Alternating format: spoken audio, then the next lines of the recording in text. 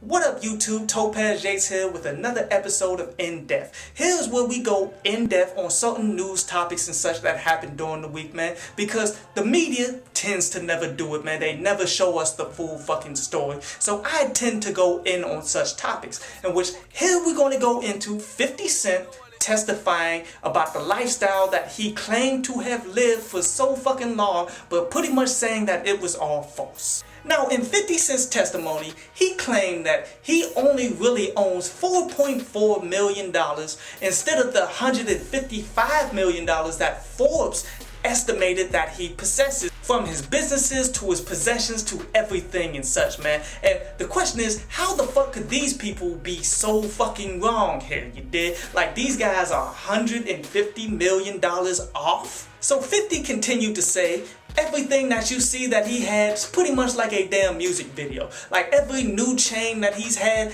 is pretty much the same chain that he had melted down multiple times and given different designs. And then every car, from his Lamborghinis to his Bentley to all of that shit, his Rolls Royce, that shit was all rented.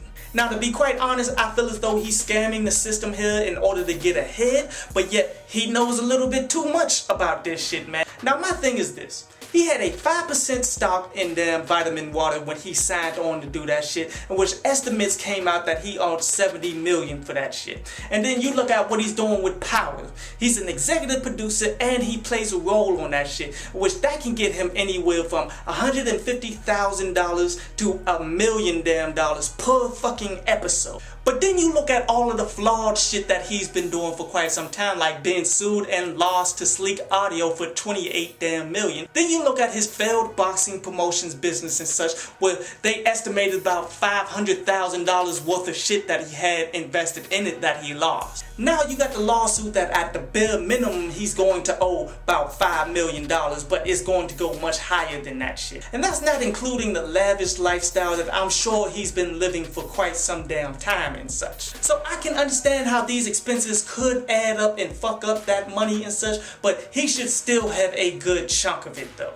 But the thing I want to talk about here is, why would he be faking the damn funk so damn hard after the point where people already know that he got paper? Like, he doesn't have to stunt that shit for people to think that he has paper anymore, you dig? Like, for instance, you dig? Like, I've been seeing pictures of Jay-Z taking pictures with a bunch of rappers and such, man, and he's the only one that has a lot of fucking money, but yet all the other rappers that's around him got a whole bunch of big ass chains and shit, and they frontin' like they got all this fucking paper, while he doesn't have to front because he actually fucking got it. So he obviously enjoys that lifestyle and such, but why? And why is this lifestyle forced upon fucking rappers and such? Because it's obviously unsustainable. Anybody who's ever live like that and such, they always tend to be fucking broke in the end. Like, look at everybody of Cash Money that was during the bling bling era. All of them are fucked up with their paper except for Lil Wayne and Birdman right now.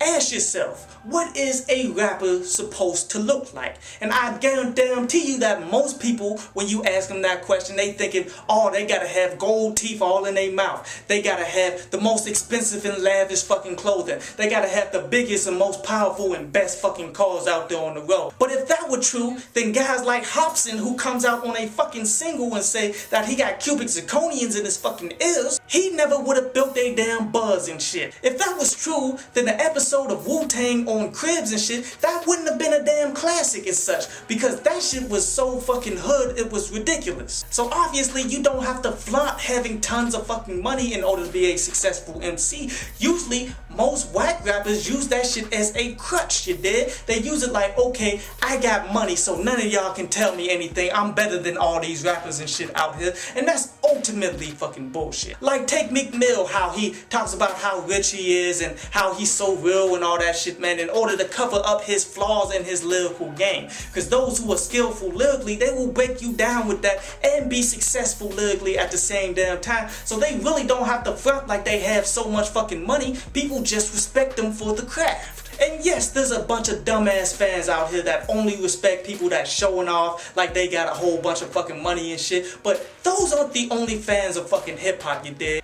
Those dumbass kids need to grow the fuck up, and same with all you motherfucking rappers. You need to grow the fuck up and be responsible financially and shit in order to sustain a living for your fucking life, because this shit is about survival. I mean, you want to stun on people so bad that you fuck yourself up in the long term, man, and that's so fucking stupid.